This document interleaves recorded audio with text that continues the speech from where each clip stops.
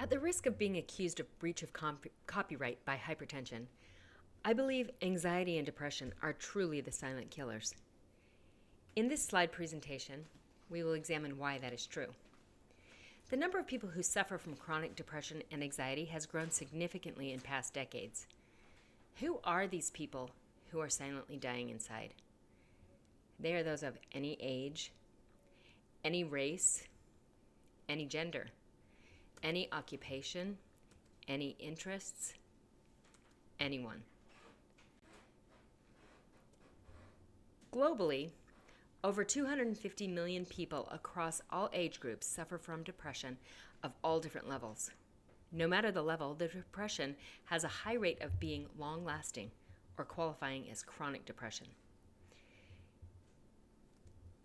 In the United States, most people suffering from signs of depression do not seek or receive help for the condition. Anxiety disorders affect 40 million adults in the United States. Anxiety and depression are closely related. It is common for people who suffer from an anxiety disorder to also be diagnosed with depression. In Utah, over 20% of adults have been diagnosed with mental illness at some point in their lives. When it comes to people's real lives, statistics are meaningless. If you don't suffer from depression, the number 250 million is incomprehensible. If you or someone you love does suffer from debilitating or chronic anxiety or depression, the only number that matters is 100. This affects 100% of your life, 100% of the time. Social determinants of health and all the mental health concerns of anxiety and depression are what some people call a downward spiral. You could ask yourself the age-old conundrum of the chicken and the egg. Which came first, unemployment or depression? Or did they contribute equally to one another, becoming locked in a vicious cycle? It isn't surprising that studies show that job loss causes depression, and it's easy to see that depression will reduce the chance for reemployment. The chronically unemployed suffer the stress of increased debt, and data show that these difficulties lead to an increase in severe depression.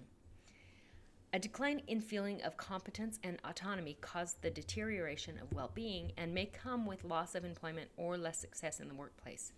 And round we go. Each of the social determinants of health is affected and affects these two mental challenges. There are intricate dependent relationships between emotional well-being and our home life, our social network, our physical health, and our intellectual and mental development. Anxiety disorders develop from a complex set of risk factors, including genetics, brain chemistry, personality, and life events. The exact physical causes of depression remain unknown. Genetics and childhood trauma may play a role in the biological origins of depression.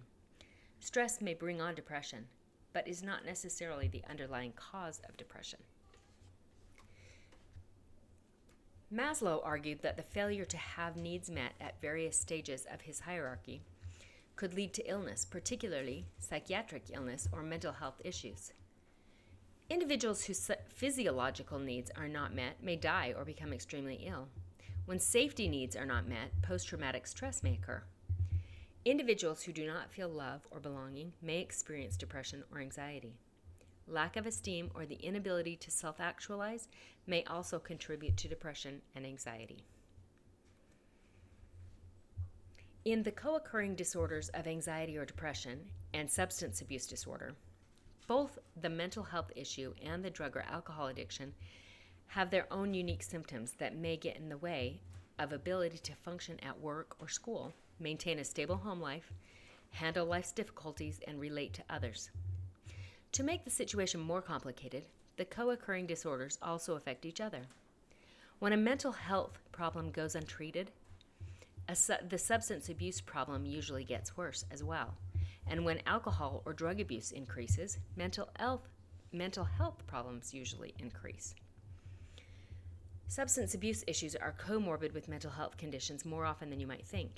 Almost half of those who suffer from severe depression and anxiety also suffer from substance abuse disorder. Likewise, many of those who abuse alcohol and other drugs also have mental illness. Which came first, substance abuse or the mental health problem? Substance abuse and mental health disorders such as depression and anxiety are closely linked, but they don't necessarily cause one another. Abusing substances such as marijuana or methamphetamine can cause prolonged psychotic reaction, and alcohol can intensify depression and anxiety symptoms. Also, alcohol and drugs are often used to self-medicate the symptoms of mental health problems. And if you have other factors that can lead to mental health issues, alcohol and drug abuse isn't going to help anything. For example, there is some evidence that those who abused opioid painkillers are at a great risk for depression, and heavy cannabis use has been linked to an increased risk for schizophrenia. Alcohol and drug abuse can make symptoms of a mental health problem worse. State of mind affects one's state of health. Scientists are discovering what yogis have known for ages, that the mind and body do not operate independently. There are neural pathways that link the mind and the body. This mind-body interaction and connection is more powerful than we can imagine. For example, college students with chronic feelings of loneliness can be predictors of health problems. Depression is also linked to other physical conditions such as heart disease. At the same time, depression may both reflect a lack of social support and/or cause someone to withdraw from social ties. Both can be stressful and hurt the body's ability to fight infection.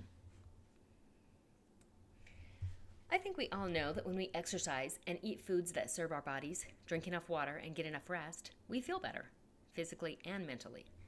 When we are depressed or anxious, sleep doesn't come easily. Or sometimes we go to sleep and we just can't wake up. We are in a state of constant exhaustion, no matter what we do or don't do. Also, the foods we know we should eat might not sound good, or we literally don't have the physical or emotional strength to pull ourselves together to get to the store or even the kitchen to prepare the foods we need. And exercise? Come on. That is just not even a reality to many with severe depression or anxiety. And what about self-harm? Although the majority of people who have depression do not die by suicide, having major depression does increase suicide risk compared with people without depression.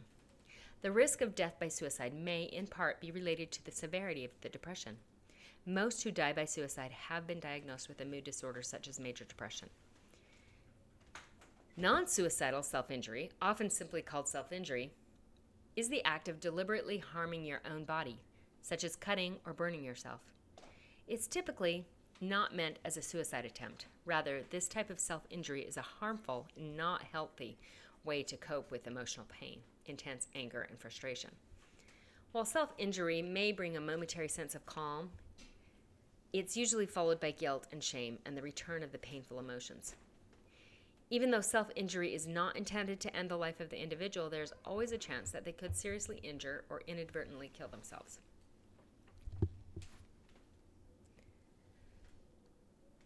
Something I've noticed, and you may or may not agree, but I find that people who have an unmanaged mental illness are sometimes harder to be around. It may take more energy to be their friend, to be supportive, or to care for them, even if you care deeply about them. And they feel this, they know it, and I believe that it may contribute to their feelings of being unworthy or unlovable. There's also a relationship between depression and antisocial behavior. All the school shooters and mass murderers in recent history that I can think of have had pretty severe mental health issues. That was going to be my last slide, but I can't stand to end on such a negative note, so I will add this. There is hope. There are specialists trained to help those with anxiety and depression. There are medical treatments, both traditional and holistic. I have hope that the sufferers of depression and anxiety can learn to value themselves and take care of themselves. And I don't mean just having a spa day or taking a nap. Seriously doing what is best and healthiest for themselves on a regular basis, including seeking medical treatment if necessary. For those who do seek medical treatment, it is highly successful. Substance abuse problems and mental health issues don't get better when they're ignored. They are likely to get much worse. If you are suffering, you don't have to feel this way. There are things you can do to conquer your demons. repair your relationships, and get on the road to recovery. With the right support, self-help, and treatment, you can overcome anxiety, depression, reclaim your sense of self, and get your life back on track. Thank you.